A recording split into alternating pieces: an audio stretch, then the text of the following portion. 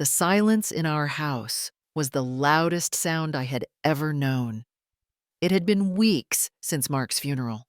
Weeks since the sympathy cards stopped arriving in overwhelming waves and the casseroles dwindled. Now the silence was a physical presence, pressing in on me, amplifying the emptiness in Mark's favorite armchair, the cold stillness on his side of the bed. I was standing in the living room, the one we had furnished together piece by piece over 40 years of marriage, when my children, Tom and Susan, arrived. They did not call first. They rarely did anymore. Tom, my son, 42 years old and radiating an air of self-importance that always seemed too large for him, cleared his throat. His gaze swept over the room, not with nostalgia, but with an appraiser's coolness. Susan, a few years younger, hovered near the doorway, twisting the strap of her expensive handbag, her eyes avoiding mine. "Mom," Tom began, his voice devoid of the warmth it once held, or perhaps a warmth I had only imagined. "We have decided it is best for you to move into the Willow Creek Assisted Living Facility." The words hung in the air, sharp and sterile, like surgical instruments. Willow Creek. I knew it. A pleasant enough place, I supposed, if one was ready to be put out to pasture. He continued, not waiting for my response. "You know nothing about business, old woman. It is time for you to rest." Old woman. The phrase struck me with the force of a physical blow, knocking the air from my lungs. It was not just the words, but the casual cruelty, the utter dismissal in his tone. Susan finally spoke, her voice softer, but carrying the same underlying message. "It is for your own good, Mother.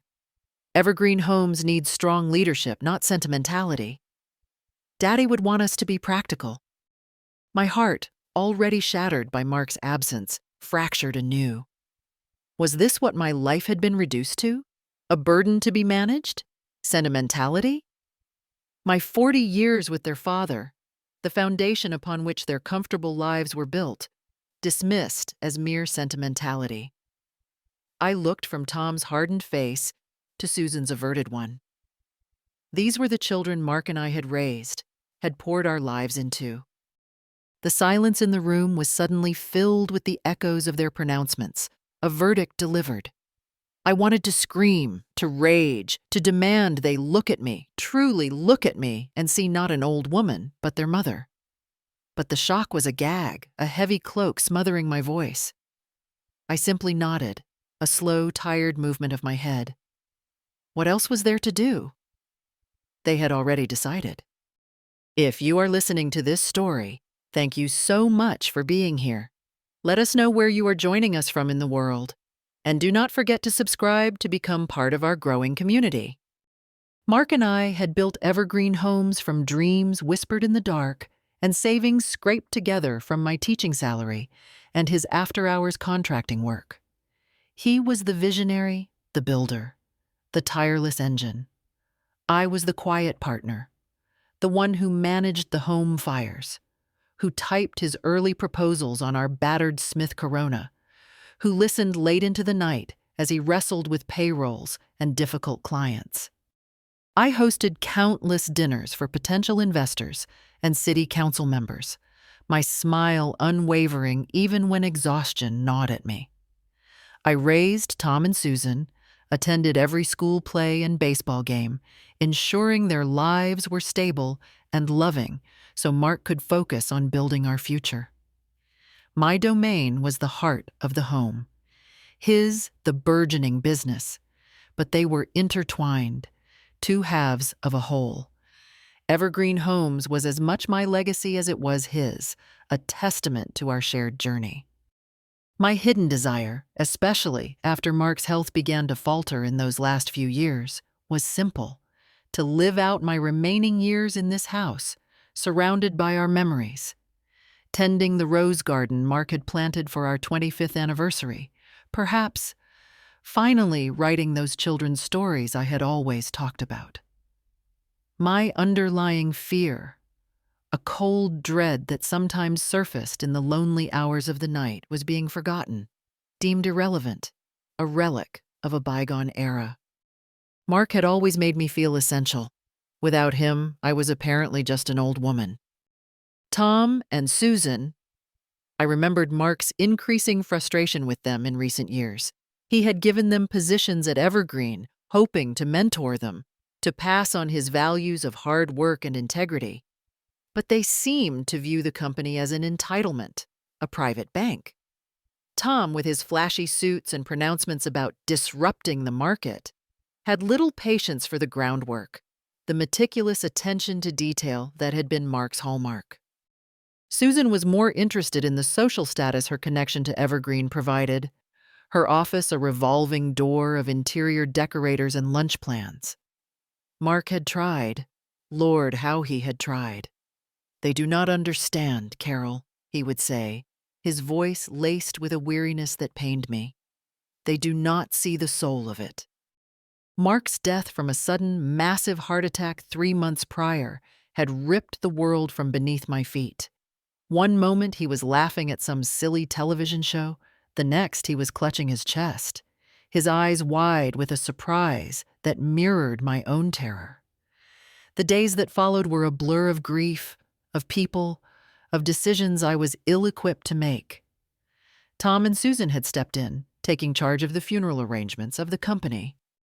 At the time, I had been grateful, too lost in my sorrow to see the efficiency as anything other than filial duty. Now, their practicality had a new, chilling dimension. They presented me with papers, complex legal documents they assured me Mark had signed months before his death, transferring majority control of Evergreen Homes to them. "It was his wish, Mom," Tom said, his expression unreadable. "He wanted to ensure a smooth transition." I looked at the unfamiliar legal jargon, Mark's signature looking slightly off, but my mind was too fogged by grief and their confident assertions to question it deeply then. They gave me a week to pack my personal belongings, a week to dismantle 40 years of life. The days that followed were a slow, agonizing march through memories. Each photograph, each trinket, each piece of clothing held a story, a fragment of my life with Mark. The house itself seemed to mourn with me, its familiar spaces echoing with his absence. I was adrift, a ship without an anchor, the future a terrifying, blank expanse. Then on the 4th day, as I was sorting through Mark's study, a room that still held the faint, comforting scent of his pipe tobacco and old books, my eyes fell upon the small, locked wooden box on his desk. Tom had dismissed it when I asked. "Just old papers, Mom. Business stuff you would not understand. We will sort through it later." Later, their later, felt like never. A sudden impulse, sharp and insistent, cut through my lethargy. It was more than impulse. It felt like a whisper. Mark's voice in the quiet of the room, urging me on. I remembered the key. Years ago, Mark had a bit of a playful obsession with chess. He had bought a beautiful hand-carved set, and we had played occasionally, though I was never a match for his strategic mind. He had shown me once, his eyes twinkling, how the base of the White King unscrewed to reveal a tiny compartment. "For my deepest secrets," he had joked. We had both forgotten about it, or so I thought. My fingers trembled as I reached for the chess set on the bookshelf. I picked up the White King, its polished wood cool against my palm. With a slight twist, the base came loose, and there, nestled inside, was a small tarnished brass key. My heart hammered against my ribs. I took the key to the desk, inserted it into the lock of the wooden box. It turned smoothly. With a deep breath, I lifted the lid. Inside, there were indeed papers, but on top lay a thick, cream-colored envelope, sealed with wax, Mark's familiar, elegant script addressing it simply, "My dearest Carol." My hands shook so violently I could barely open it. The letter was long, several pages filled with his handwriting. It began with words of such profound love, such tenderness, that tears streamed down my face, blurring the ink. He wrote of our life together, of his regrets, of his fears for me. He apologized for not preparing me better for his absence, for the harsh realities he knew might surface. And then the tone shifted. He wrote about Tom and Susan. He wrote of his deep disappointment, his awareness of their deceptions, their lack of character. He had known. He had known they were siphoning funds, creating shell companies, disrespecting the very foundations of the business he had poured his soul into. He detailed specific instances, dates, names I vaguely recognized from company events. He had been quietly gathering evidence, a silent witness to their betrayal.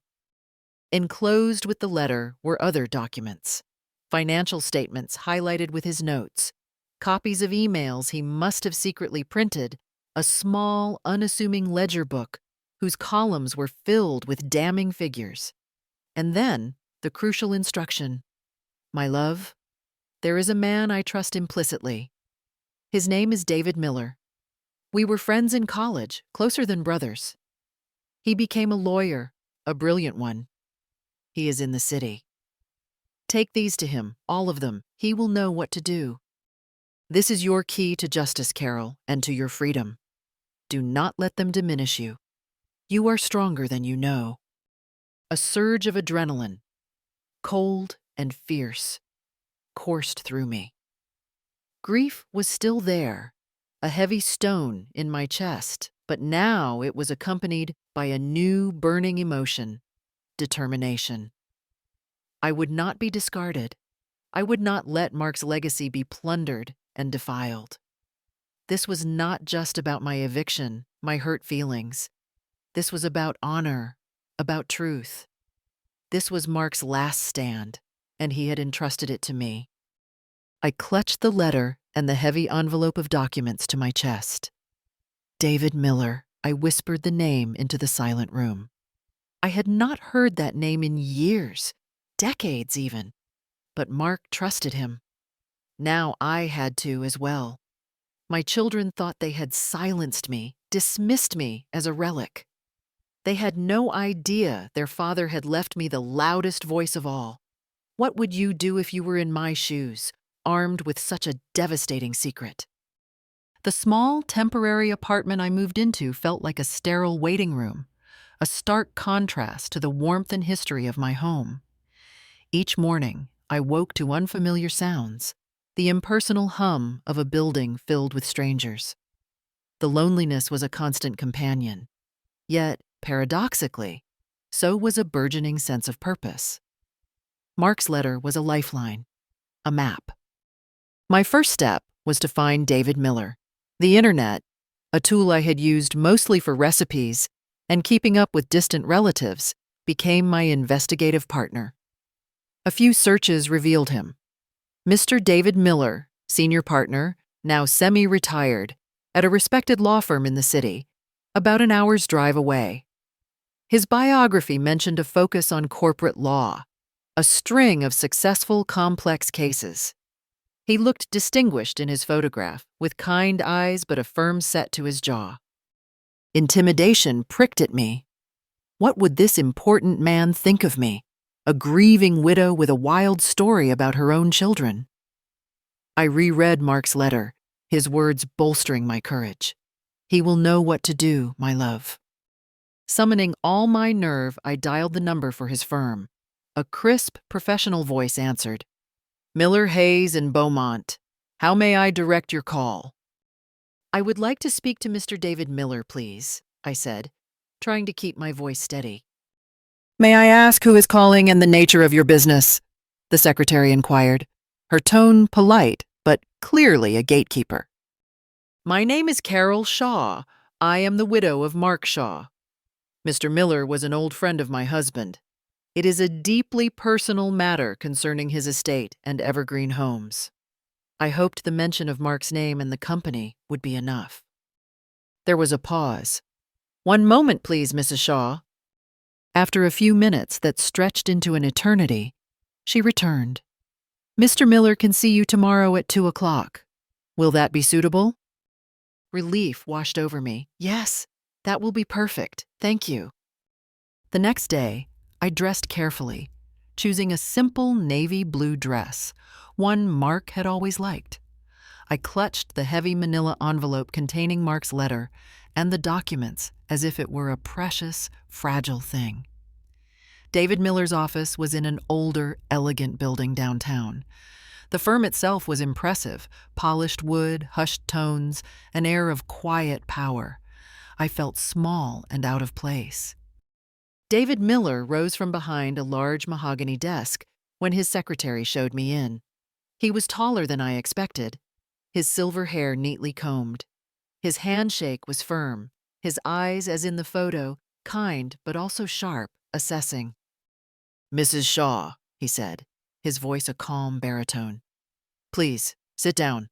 I was very sorry to hear about Mark's passing. He was a good man." "Thank you, Mr. Miller. He spoke very highly of you." My voice trembled slightly. He gestured to the envelope in my lap. "You said this concerns Mark's estate." He seemed professionally courteous, perhaps a little skeptical, as if expecting a common dispute over a will. This was it. I took a deep breath. "Mr. Miller, my husband left this for me. He asked me to bring it to you." I handed him Mark's personal letter first. He took it, his expression softening as he recognized Mark's handwriting on the envelope. He opened it carefully and began to read. I watched his face, saw the subtle shifts in his expression.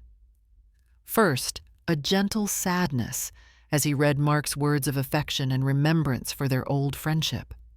Then, as he progressed to the parts about Tom and Susan, about Evergreen Homes, his brow furrowed, his eyes narrowed. A muscle twitched in his jaw. By the time he finished the letter, his face was grim. He looked up at me, his gaze no longer skeptical, but filled with a shocked understanding. "Carol, may I call you Carol? Mark often spoke of you. He loved you very much." "Yes, please," I whispered. I had no idea things were this bad," David said, shaking his head slowly. "Mark and we drifted apart over the years. Life happens. But the bond we forged in college, it was strong."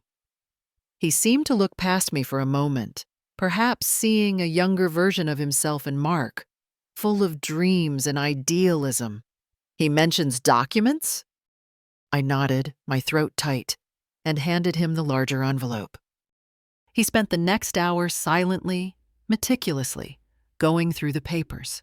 He spread them out on his desk, the highlighted financial statements, the printed emails with their damning exchanges, the small, unassuming ledger whose neat columns told a story of systematic theft. Occasionally, he would let out a low whistle or a muttered, "I cannot believe this." The air in the room grew heavy with the weight of the betrayal he was uncovering. Finally, he leaned back in his chair, looking at me with a mixture of sorrow and anger. "Mark was always thorough, painstakingly so. This is a detailed map of significant fraud, Carol. Embezzlement, false invoicing, potentially illegal tax shelters. Your children." He paused, choosing his words carefully. "They have been very busy and very reckless." He looked directly at me, his eyes full of a new resolve. "Mark was one of the most honorable men I have ever known. What they have done to his company, to his memory, and to you, it is unconscionable. He asked for my help. He will have it, and so will you." A tiny flicker of hope, the first I had felt in months, ignited within me. It was small, fragile, but it was there. David Miller, this powerful, kind man, believed me. He was on my side. "What do we do?" I asked, my voice barely above a whisper. "First," he said, tapping the ledger, "I need to verify and build upon this. Mark has given us an incredible head start. I have a forensic accountant I trust implicitly. We need to see how current this activity is, how deep it runs now. We need to be strategic, Carol. We move carefully, quietly. They must not suspect a thing. I nodded, understanding. The path ahead was daunting, but for the first time since Mark's death, I did not feel entirely alone. Mark, even from beyond, was still looking out for me, and he had sent me to David.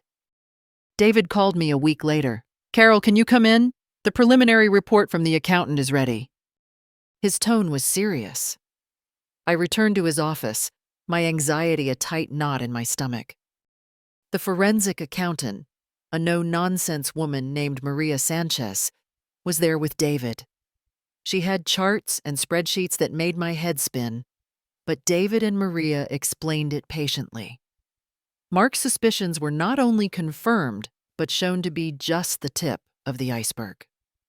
Tom and Susan had escalated their activities since Mark's illness had kept him away from the office more frequently, and then accelerated them dramatically after his death. They had established several dummy corporations, funneling Evergreen's money through them via massively inflated invoices for non-existent services. They were systematically bleeding the company dry, moving funds into offshore accounts.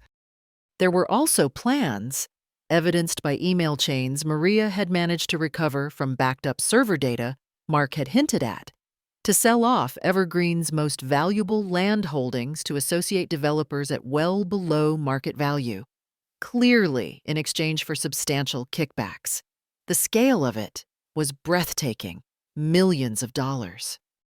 "They were destroying your husband's life's work, Carol," David said gently but firmly, and lining their own pockets with the proceeds. Horror washed over me, cold and sickening. It was one thing to read Mark's suspicions. It was another to see the cold, hard proof laid out so clinically. The callousness, the sheer greed of my own children, was a bitter pill to swallow. But beneath the horror, a strange sense of vindication grew. Mark had known. He had not been imagining things. And I was not just some bitter old woman fighting for scraps. I was fighting for justice against a calculated, sustained campaign of theft and betrayal. David advised extreme caution. "We have a strong foundation, thanks to Mark and Maria's work," he explained. "But to make this stick, especially if we consider criminal charges, we need to show ongoing activity. We need to build an airtight case that no lawyer, no matter how slippery, can dismantle." So began a period of quiet, meticulous work. David and Maria dug deeper.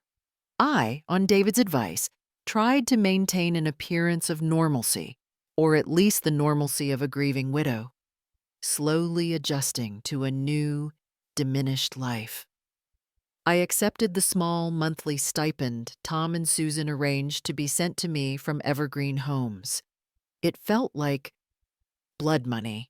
But David insisted, "Do not give them any reason to suspect you are anything but defeated and dependent," he cautioned.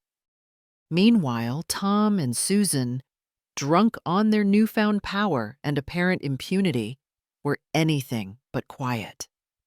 News trickled back to me, through old acquaintances I occasionally encountered, of the changes at Evergreen.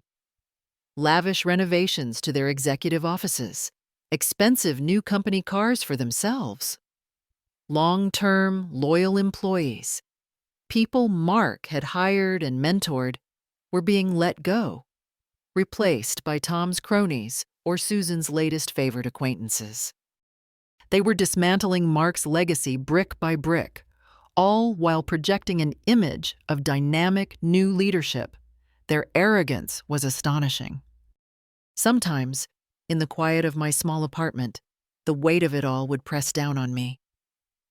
I would visit Mark's grave, taking a small bouquet of roses from a bush in the public garden nearby, since I no longer had our own. I would sit on the cool grass and talk to him, pouring out my fears, my anger, my confusion. "Oh, Mark," I would whisper to the granite headstone.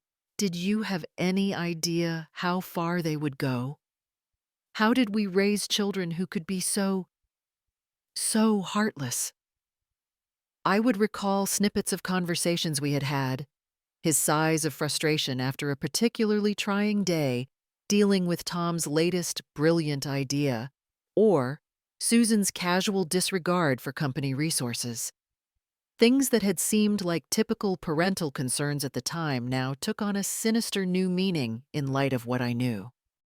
But in those quiet moments at his graveside, I also felt his presence, a sense of his steady, encouraging spirit. He had trusted me with this. I could not let him down. The breakthrough came about 2 months into David's investigation. Maria, following a trail from one of Mark's cryptic notes about digital shadows, uncovered a hidden, encrypted server Tom had set up. He clearly fancied himself a tech genius, but he was sloppy. On this server, they found a treasure trove, explicit communications between Tom, Susan, and their external accomplices, detailing the schemes, the movement of money, their contemptuous dismissal of any ethical concerns. They even found draft agreements for the undervalued land sales. It was the smoking gun, the undeniable proof that brought all of Mark's initial findings into the present, linking everything together in a neat, damning bow. David called me into his office. He laid out the newly found evidence alongside Mark's original documents. "Carol," he said, his voice grave but with an undercurrent of triumph, "we have them, cold. This is comprehensive, irrefutable." He then presented me with the options, his gaze steady and compassionate. "We can pursue a civil lawsuit. We can sue them for damages, recover as much of the stolen money as possible, and ensure they are removed from Evergreen Homes permanently. The company might survive, but its reputation will be severely damaged. Or," he paused, "we can take this entire package to the district attorney and the SEC. Given the scale and nature of this fraud, criminal charges are almost certain. We are talking about significant prison time, Carol, especially for Tom, who seems to be the primary architect." He let that sink in. The thought of my children, my Tom and Susan in prison, it was a visceral, physical ache. The public scandal, the shame, the irrevocable destruction of what was left of our family. Could I do that? Could I be responsible for that? I looked at the photograph of Mark I now carried in my wallet, a picture of us on our 30th anniversary, his arm around me, both of us smiling, the future seemingly bright and secure. I thought of his lifetime of hard work, his unwavering integrity, the pride he took in building something honest and lasting. And then I heard Tom's voice in my memory, sharp and dismissive. "You know nothing about business, old woman." A strange calm settled over me. The maternal anguish was still there, a dull throb, but overlaying it was a harder, clearer emotion. This was not about revenge, not entirely. This was about consequences. This was about truth. I met David's gaze. "Mark built Evergreen on honesty, David. He despised deceit. He would want the truth to come out, fully and unequivocally. They made their choices over and over again. They need to face the full consequences of those actions." My voice was surprisingly firm. "We proceed with everything." David nodded slowly. "I understand, Carol. It is a difficult decision, but I believe it is the right one." The next phase of the plan moved with a new intensity. David began meticulously preparing the formal complaints, liaising with contacts he had within various regulatory bodies. The investigation, while still largely covert, became more active, involving discreet inquiries that, inevitably, began to create ripples. One evening, my phone rang. It was Tom. His voice was tight with an anger he was barely controlling. "Mother," he said, the word sounding like an accusation. I hear whispers. People are asking questions about Evergreen. Lawyers, what are you playing at? I feigned ignorance, my heart pounding. Tom, I have no idea what you are talking about. What kind of questions? Do not play innocent with me, he snapped. I know you have been talking to that old dinosaur David Miller, Dad's old buddy. What, are you trying to sue us for a bigger allowance? Is that it? You will get nothing, do you hear me? Nothing. You will only humiliate yourself and tarnish Dad's memory. He did not actually accuse me of knowing about the fraud, just of meddling. He was arrogant enough to believe I could not possibly uncover something so complex. He clearly thought I was just being a nuisance. A few days later, Susan called, her voice thick with tears. Mom, Tom is so upset. We are trying so hard to keep Daddy's company strong, and you are trying to tear it all down.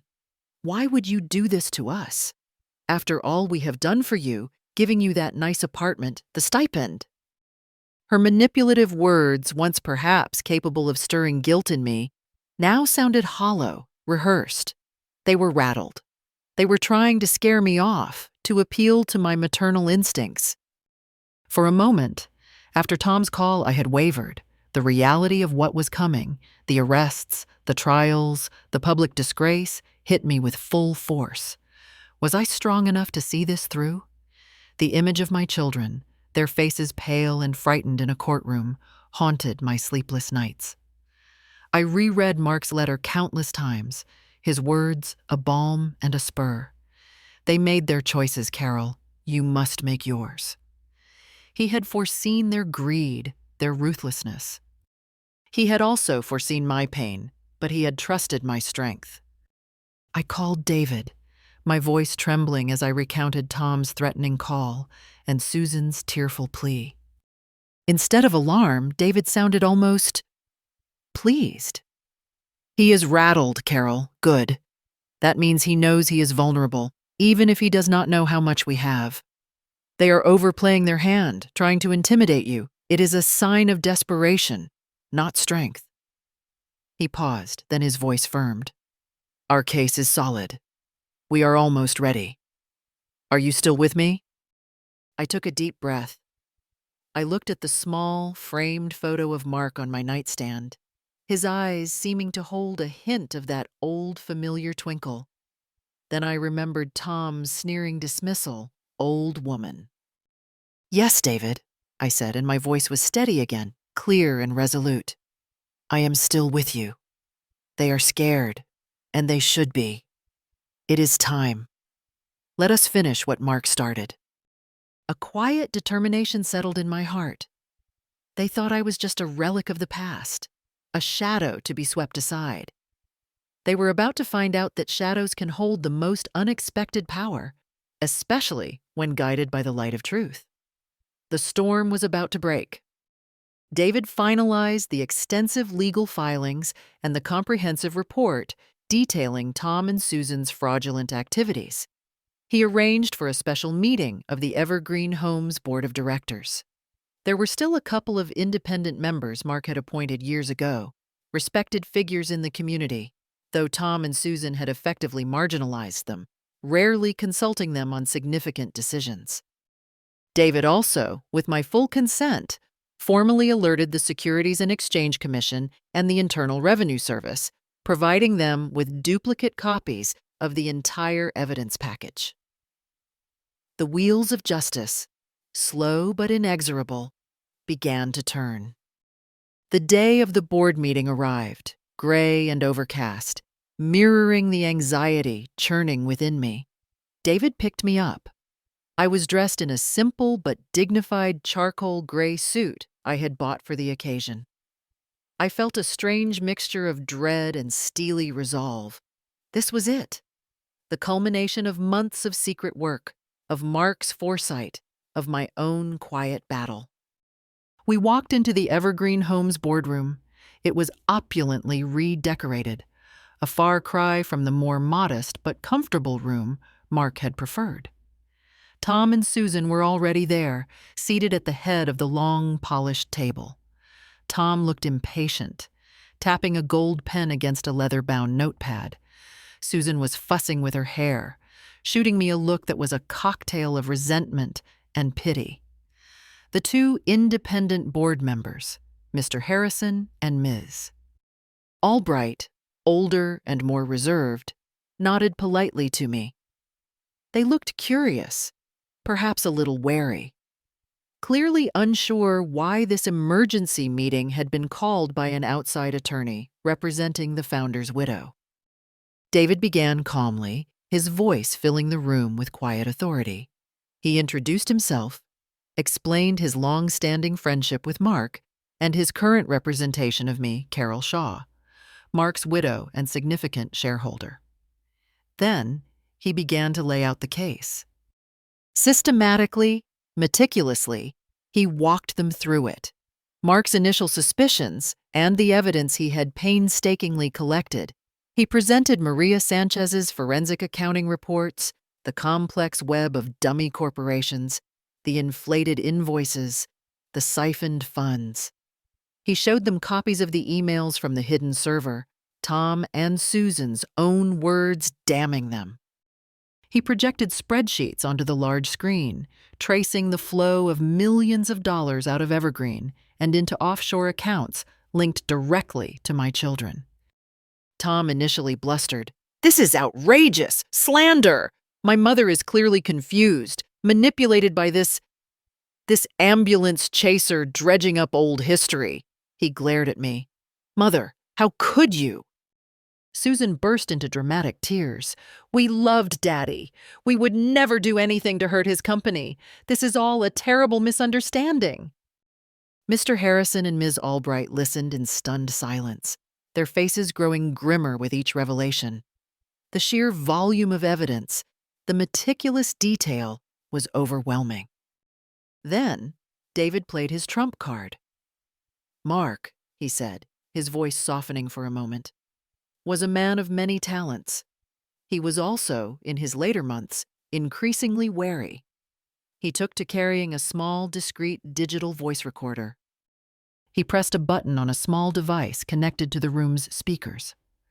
Mark's voice, clear and unmistakable, filled the room, followed by Tom's and Susan's.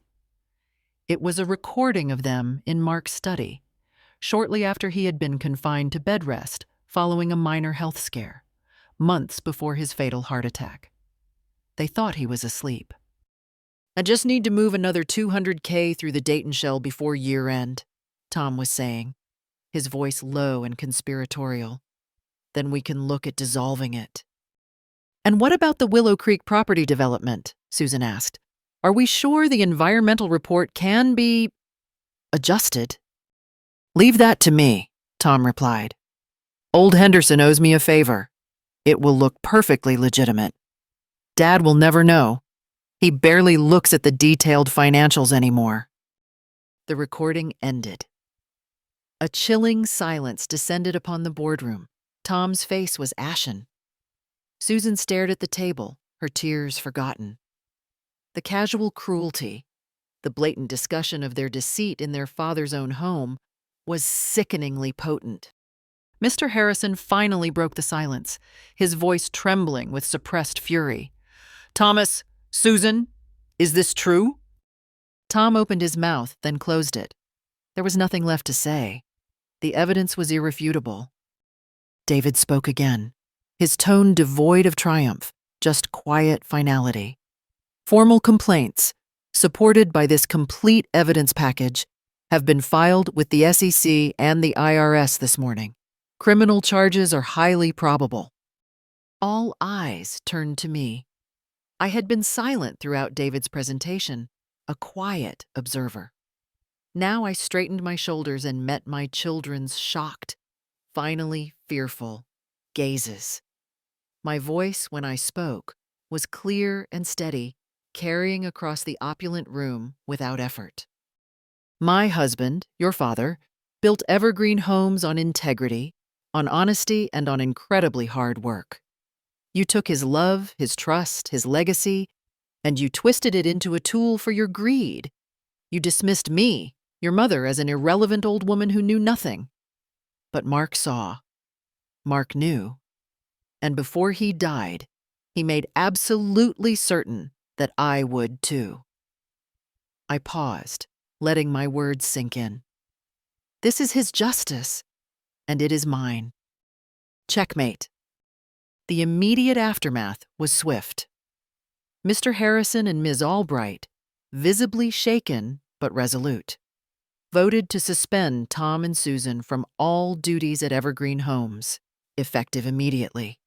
An interim CEO, a respected outsider they knew, was appointed within days to stabilize the company.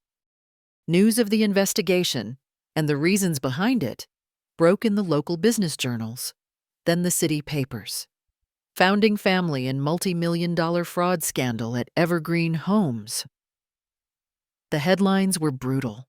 Tom and Susan's carefully cultivated images as dynamic young executives shattered overnight. Their names became synonymous with greed and betrayal. Weeks later, as the authorities built their case upon the mountain of evidence David had provided, the arrests came. I saw it on the local news. Tom, his face a mask of disbelief and fury, being led away in handcuffs from his ostentatious mansion. Susan, weeping, shielded by her lawyer, surrendering at the police station. There was no maternal pang of sorrow this time, only a profound, weary sadness for the choices they had made, for the lives they had ruined, including their own. The legal process was long and complex, but David Miller was a formidable guide. In the end, the evidence was too overwhelming. Tom, as the primary architect of the fraud and showing no remorse, received a significant prison sentence. Susan, who played a supporting role and eventually expressed some degree of contrition, received a more lenient sentence: several years of probation, substantial community service, and the forfeiture of all ill-gotten assets. They lost everything: their money, their reputations, their freedom. Evergreen Homes, wounded but not fatally, began the slow process of recovery under its new ethical leadership. Many of the loyal employees Tom and Susan had fired were rehired. The company's reputation would take time to rebuild, but its foundations, Mark's true foundations of quality and integrity, were still there. My financial stake in the company, inherited from Mark and protected by David's swift actions, was secure. I chose not to be involved in the day-to-day running of Evergreen. That chapter of my life was closed. Instead, I sold a significant portion of my shares, ensuring my financial independence for the rest of my days. I kept a small holding, a quiet reminder of Mark's enduring legacy, a legacy now cleansed of its taint. I did not move into the Willow Creek assisted living facility. Instead, I bought a small, charming house in a quiet neighborhood not far from the ocean, a place I had always dreamed of. It had a little garden where I could finally plant my own roses and a sunroom perfect for writing. I filled it with my cherished mementos of Mark, with books and light and peace. The phrase "old woman" no longer held a sting. If anything, it was a private reminder of how grievously my children had underestimated me, and by extension, their father. I was no longer just Mark's widow or Tom and Susan's discarded mother. I was Carol Shaw, a woman who had found her own strength in the face of betrayal, who had fought for justice and in doing so had reclaimed her own life and her husband's true honor. Sometimes I take out Mark's letter, the paper now soft and worn at the creases. I read his words of love, his prescient warnings, his unwavering faith in me. The small wooden box he left me sits on my desk, no longer a container of painful secrets, but a symbol of enduring love, of foresight, and of justice finally, satisfyingly served. It holds his letter and a photograph of us taken on a bright, sunny day many years ago, our smiles full of hope and shared dreams. Mark's dream for evergreen homes had been temporarily corrupted, but his dream for me, for my peace, my dignity, my freedom, that dream had come true. I learned that true strength does not always shout.